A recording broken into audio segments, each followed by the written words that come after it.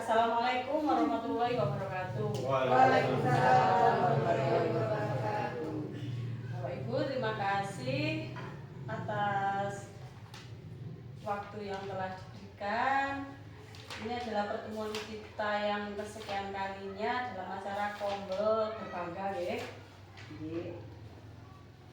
Di sini sebelum acara kita mulai, marilah kita berdoa sesuai dengan agama dan keyakinan kita masing-masing. Berdoa mulai.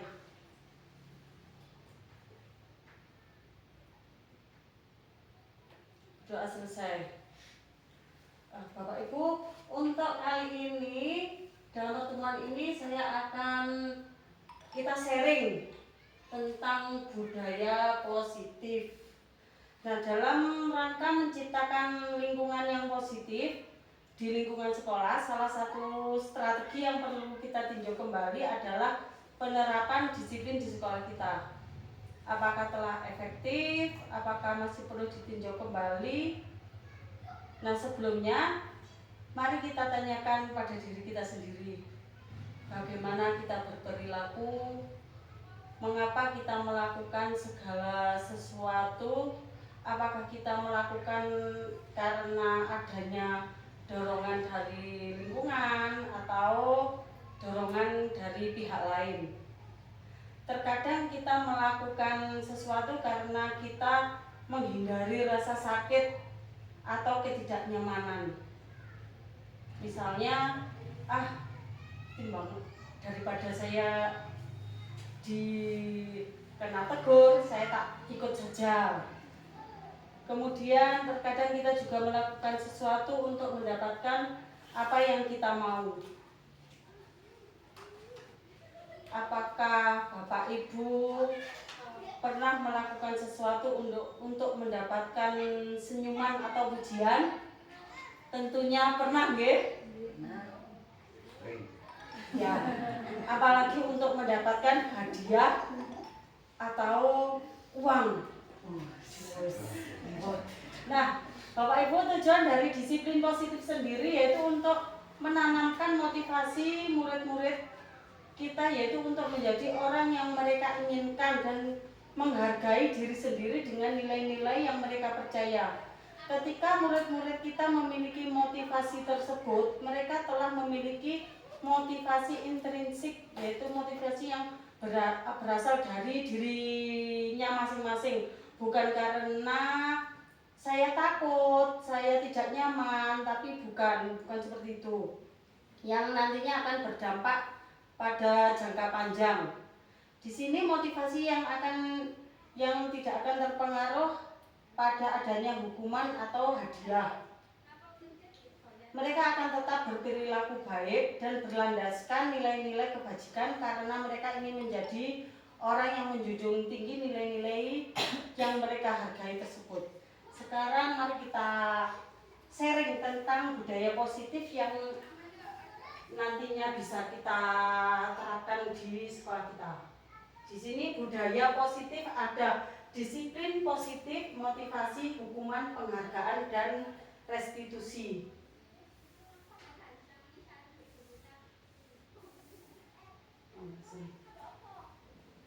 Bu, jangan Bu, saya jadi gimana? Disiplin positif, maka kata disiplin yaitu sesuatu yang dilakukan seseorang pada orang lain untuk mendapatkan kepatuhan. Lanjut.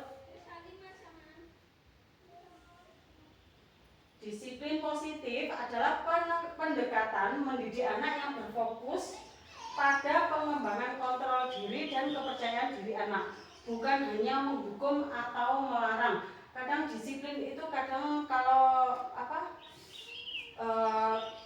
pengetahuan kita itu disiplin itu yang menghukum, seperti itu nggih. Disiplin sama sekali berbeda dengan hukuman. Meskipun disiplin sering diterapkan dengan menggunakan teknik hukuman. Nih, tujuan dari disiplin positif yaitu untuk mengembangkan kontrol diri. Di sini anak belajar mengatur perilaku dan emosi sendiri. Kemudian membangun kepercayaan diri. Anak merasa percaya diri dan mampu membuat keputusan yang tepat. Kemudian mendorong tanggung jawab, anak belajar bertanggung jawab atas tindakan dan keputusan mereka. Dan mengembangkan keterampilan sosial, anak belajar berinteraksi dengan orang lain dan mengelola konflik. Kemudian ada tadi yang disiplin sudah, sekarang ada motivasi. Motivasi itu yang pertama untuk menghindari ketidaknyamanan atau hukuman. Yang kedua untuk mendapatkan imbalan atau penghargaan dari orang lain. Yang ketiga untuk menjadi orang yang mereka inginkan dan menghargai diri sendiri dengan nilai-nilai yang mereka percaya. Yang kedua untuk mendapatkan imbalan atau penghargaan dari orang lain. Jadi itu seperti, ayo aku termotivasi supaya aku nanti dipuji, aku nanti mendapat hadiah. Bisa. Tujuan dari motivasi tersebut yaitu menanamkan motivasi pada murid-murid kita, yaitu untuk menjadi orang yang mereka inginkan dan menghargai diri sendiri dengan nilai-nilai yang mereka percaya. Nah, ini hukuman. Hukuman ini yang masih sering kita lakukan. Hukuman, sesuatu yang menyakitkan yang harus terjadi. Ini untuk murid-murid kita, nggih. Tidak nyaman untuk murid atau anak untuk jangka waktu panjang. Korban mendapatkan keadilan. Murid atau anak akan tersakiti. Tidak nyaman untuk murid atau anak untuk jangka waktu panjang. Mereka akan selalu mengingat bahwa saya pernah dihukum. Kemudian hukuman itu bersifat tidak terencana atau tiba-tiba. Anak atau murid tidak tahu apa yang akan terjadi dan tidak dilibatkan. Dan biasanya anak memang tidak tahu, aku nanti akan mendapatkan hukuman apa. Kemudian hukuman bersifat satu arah dari pihak guru yang memberikan, dan murid hanya menerima suatu hukuman tanpa melalui suatu kesepakatan atau pengarahan dari pihak guru, baik sebelum atau sesudahnya. Hukuman yang diberikan bisa bersifat fisik maupun psikis. Murid atau anak disakiti oleh suatu perbuatan atau kata-kata. Biasanya memang seperti itu, Bu. Kemudian, nah ini bedanya dengan konsekuensi. Sesuatu yang harus terjadi. Tidak nyaman untuk murid, sama ini dengan hukuman. Korban bisa diabaikan. Murid atau anak dibuat tidak nyaman. Kalau tadi korban mendapatkan keadilan, kalau di konsekuensi korban diabaikan, ya sudah, kamu yang korban wes enggak apa-apa. Konsekuensi sudah terencana atau sudah disepakati, sudah dibahas dan disetujui oleh murid dan guru. Umumnya bentuk-bentuk konsekuensi dibuat oleh pihak guru atau sekolah dan murid sudah mengetahui sebelumnya konsekuensi yang akan diterima bila ada pelanggaran. Pada konsekuensi, murid tetap dibuat tidak nyaman untuk jangka waktu pendek. Konsekuensi biasanya diberikan berdasarkan suatu data yang umumnya dapat diukur. Misalnya, setelah 3 kali tugasnya tidak diselesaikan pada batas waktu yang diberikan, atau murid melakukan kegiatan di luar kegiatan pembelajaran. Misalnya contoh, ketika murid kita datang terlambat, kamu datang terlambat 1 kali, itu biasanya kita hanya memperingatkan. Tapi nanti kalau kamu sudah datang 3 kali, kamu akan mendapatkan hukuman. Misalnya disuruh membersihkan halaman, dia kan sudah tahu, berarti konsekuensinya seperti itu. Kemudian penghargaan, pujian, memberikan pujian atas prestasi atau usaha seseorang. Pengakuan, mengakui kontribusi atau pencapaian individu atau tim. Gratitude, mengungkapkan rasa terima kasih atas bantuan atau dukungan. Reward, memberikan hadiah atau penghargaan atas pencapaian tertentu. Kemudian ada penghargaan publik, mengapresiasi seseorang di depan umum atau dalam acara khusus. Biasanya kalau jenengan itu yang sudah melakukan yang mana, Bu? Sudah semua? Semua ya. Ya, biasanya mengungkapkan terima kasih atas bantuan atau dukungan itu juga termasuk hal yang penting. Ketika kita minta tolong, terima kasih, itu hal kecil tapi bisa membuat anak itu merasa dihargai, merasa senang. Kemudian memberikan pujian atas prestasi atau usaha seseorang. Tidak harus anak yang berprestasi, yang selalu juara itu kita beri pujian. Dengan anak sudah menyelesaikan tugas, sudah selesai, misalnya anak yang biasanya itu sudah lambat menulis, itu dia sudah menyelesaikan, aduh pinter seperti itu, anak sudah merasa senang. Kemudian penghargaan, pengaruh jangka pendek dan jangka panjang. Penghargaan itu tidak efektif. Penghargaan merusak hubungan. Ternyata penghargaan itu juga tidak baik. Penghargaan mengurangi ketepatan, penghargaan menurunkan kualitas, penghargaan mematikan kreativitas, dan penghargaan itu menghukum. Nah, penghargaan tidak efektif, penghargaan merusak hubungan itu ketika kita tidak kalau anak sudah terbiasa kita puji, kita itu kalau misalnya kita lupa, itu anak itu akan merasa, loh kok aku tidak dipuji, seperti itu nanti bisa merusak hubungan. Ini penghargaan. Baik penghargaan maupun hukuman adalah cara-cara mengontrol perilaku seseorang yang menghancurkan potensi untuk pembelajaran yang sesungguhnya. Menurut Kohn, secara ideal tindakan belajar itu sendiri adalah penghargaan sesungguhnya. Nah, meskipun kita tidak memuji, kita tidak itu kalau pembelajaran itu merupakan sudah penghargaan. Memberikan penghargaan dan hukuman adalah hal yang sama karena keduanya mencoba mengendalikan perilaku seseorang. Karena orang pada dasarnya tidak suka dikendalikan. Dalam jangka waktu lama, penghargaan akan terlihat sebagai hukuman. Jika suatu penghargaan diharapkan, namun Anda tidak mendapatkan, Anda akan merasa dihukum. Oke. Restitusi.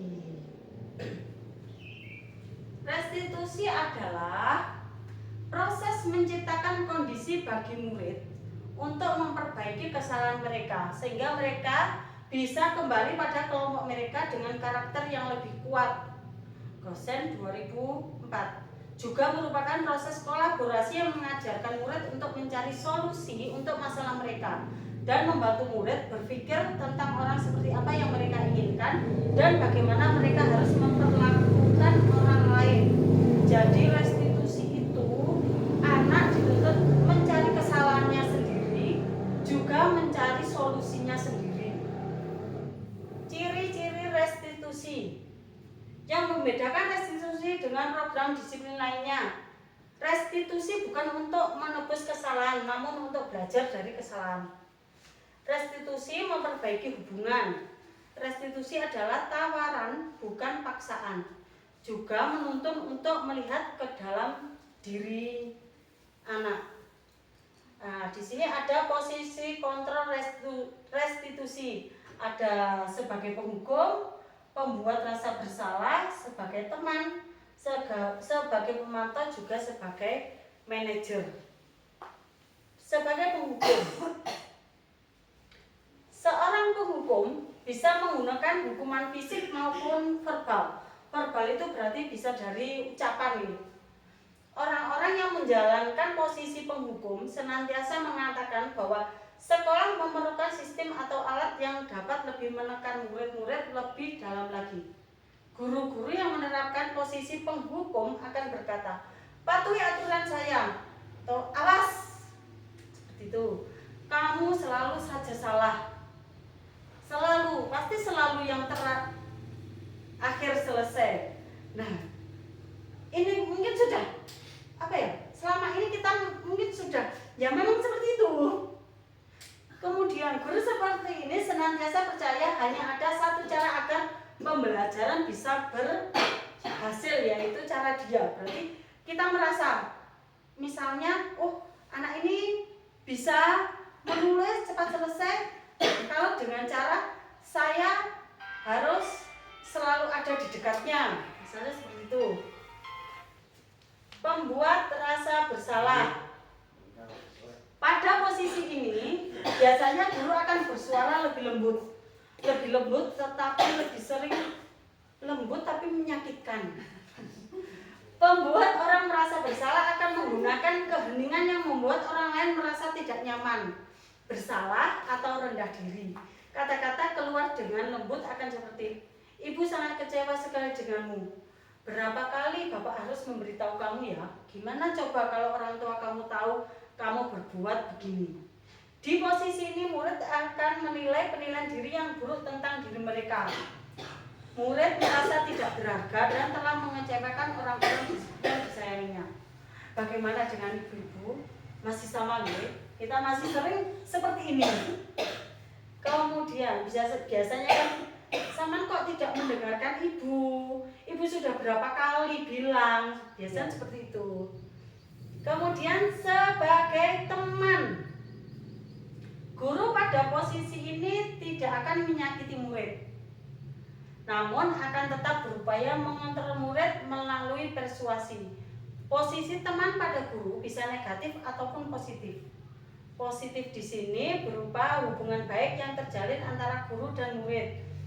Guru di posisi teman menggunakan hubungan baik dan humor untuk mempengaruhi seseorang. Mereka akan berkata, ayolah bantu demi bapak ya.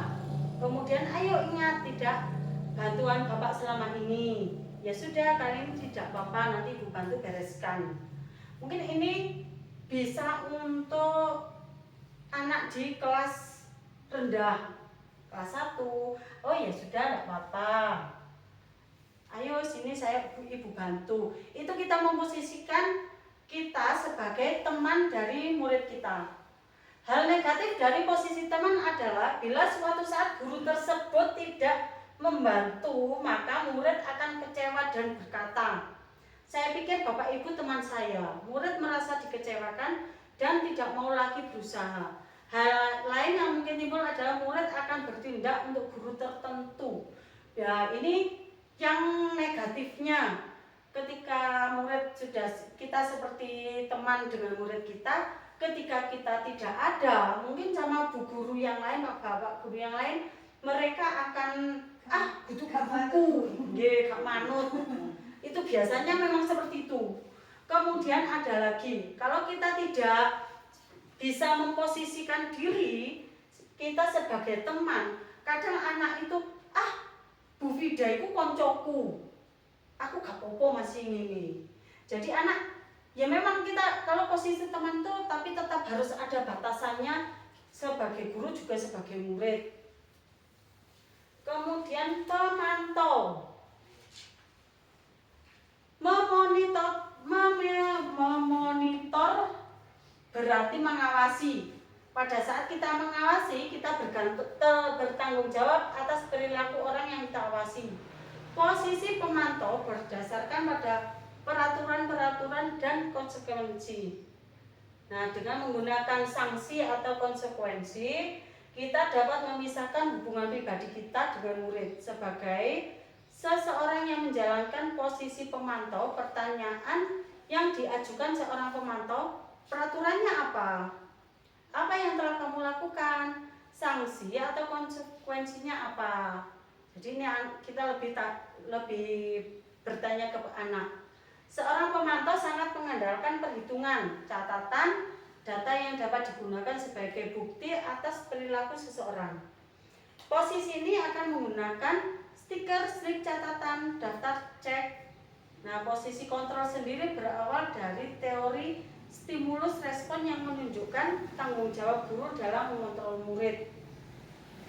Sebagai manajer,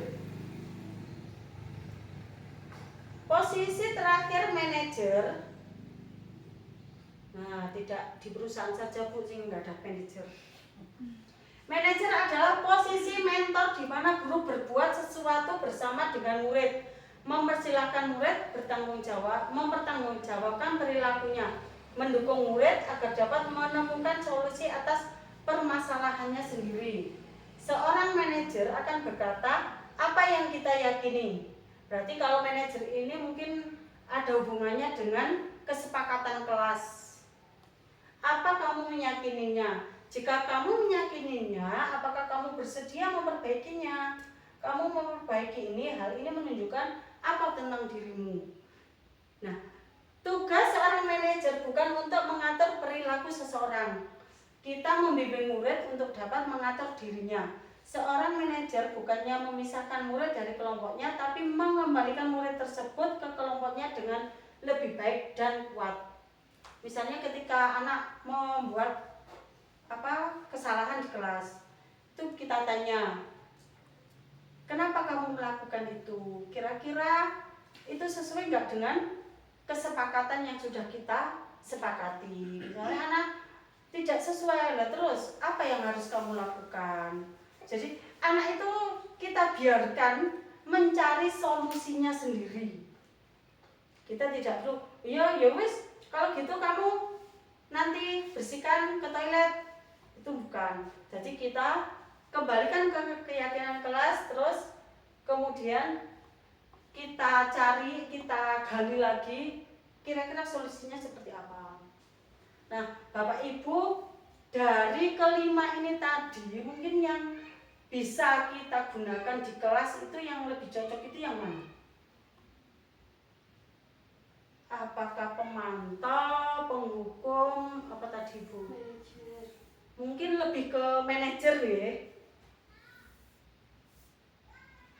Lebih ke manajer karena lebih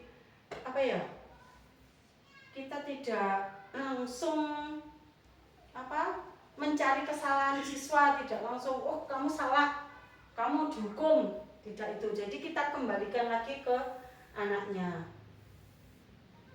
Nah, di sini ada segitiganya mana ini? Segitiga restitusi. Ibu bilang. Oh, memang bilang. Segitiga restitusi itu ada menstabilkan identitas. Jika anak berbuat salah, maka ada kebutuhan dasar mereka yang tidak terpenuhi. Jadi kita harus pandai-pandai menggali. Arek iki kena apa? Kok melakukan bukan kesalahan? Biasanya apa Bu? Anak nggak disiplin atau sudah sering misalnya anak selalu tidak membawa pensil. Itu kok selalu terus-menerus nggak membawa pensil. Validasi tindakan. Konsep langkah kedua adalah kita harus memahami kebutuhan dasar yang mendasari tindakan anak tersebut berbuat kesalahan. Menanyakan keyakinan, menanyakan bahwa kita pada dasarnya termotivasi secara internal. Guru menuntut murid menjadi merdeka dan mampu menyelesaikan masalah dengan motivasi internal serta bertanggung jawab terhadap pilihannya. Kemudian ini keyakinan kelas. Kita sudah sering ya, kita setiap awal tahun pelajaran kita membuat keyakinan kelas. Keyakinan kelas itu kesepakatan kita bersama dalam suatu kelas. Keyakinan kelas mengacu pada nilai-nilai kebajikan yang berlaku secara universal. Contoh, kesehatan, keselamatan, tertib, keadilan, tanggung jawab, dan ini. Pembentukan keyakinan kelas. Nah, seluruh warga kelas kemudian mencatat semua masukan pada kertas besar. Jadi bukan pokoknya kesepakatan kelas kita seperti ini. Bukan ya, tapi dari masukan dari anak-anak. Kemudian mengubah kalimat negatif menjadi positif. Contohnya, jangan berlari di kelas atau koridor. Tidak boleh berlari di kelas atau di halaman.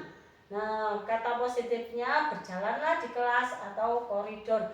Jadi menghindari kata-kata jangan. Meninjau hasil curah pendapat. Nah, tidak harus pendapatnya anak. Kalau pendapatnya tidak sesuai, ya mungkin kita apa Ibu? Kita luruskan. ya.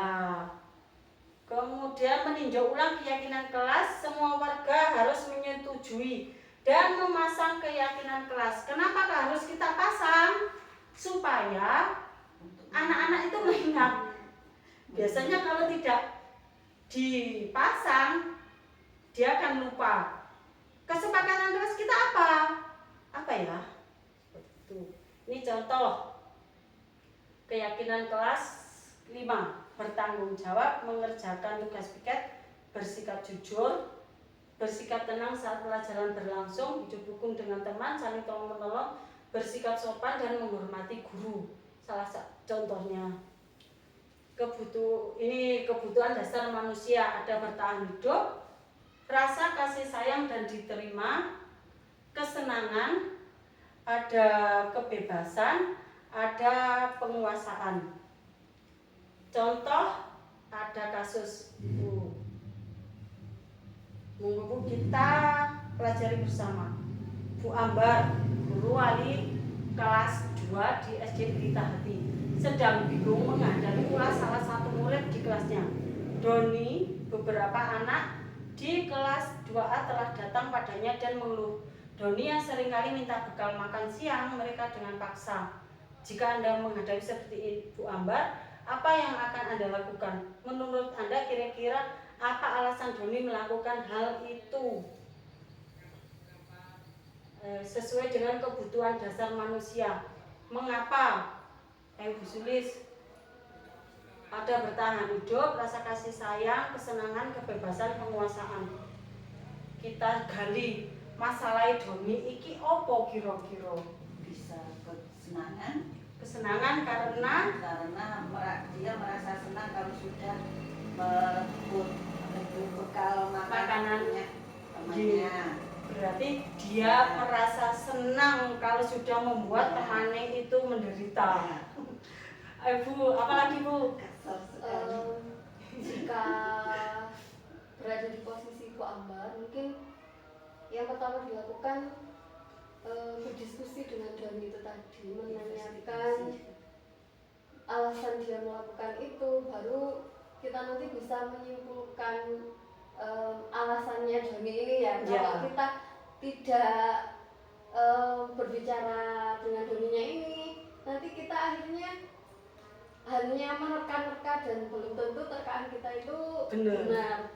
Entah karena mungkin dia tadi di rumah nggak punya makanan ditinggal orang tuanya, karena bertahan hidup tadi, mungkin karena kebutuhan bertahan hidup. Bisa juga tadi karena penguasaan seperti yang disampaikan Bu Suli seperti itu. Tapi dia mempunyai... kita perlu untuk diskusi dulu dengan Doninya ini. Ada lagi? Investigasi. Ya, kita harus mencari tahu apakah untuk bertahan hidup. Jadi dia karena tidak mungkin lahir, mungkin lapar, memang di rumah mungkin dia tidak pernah bertahan hidup. Kemudian kalau rasa kasih sayang dan diterima itu mungkinnya contohnya apa? Dia minta Bu, dia merebut, mungkin ingin perhatian dengan mencari kasih sayang ya. Kemudian kesenangan, mungkin ya itu tadi seperti aku senang ketika bisa merebut, menganiaya temannya, itu dia mempunyai kesenangan sendiri. Kalau kebebasan itu mungkin apa merasa dia itu punya kekuasaan, akhirnya itu penguasaan lebih kuat.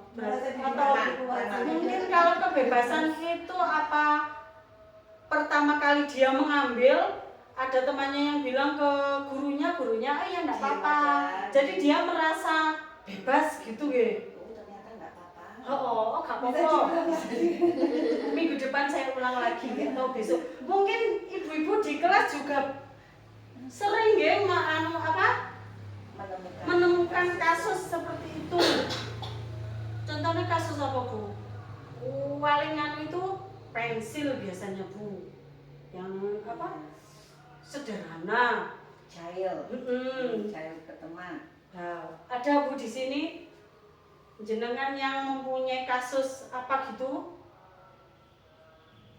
Ada temannya yang sering merasa dibully jadi tidak masuk seperti itu ada. Nah, itu sebagai pembulinya itu apa?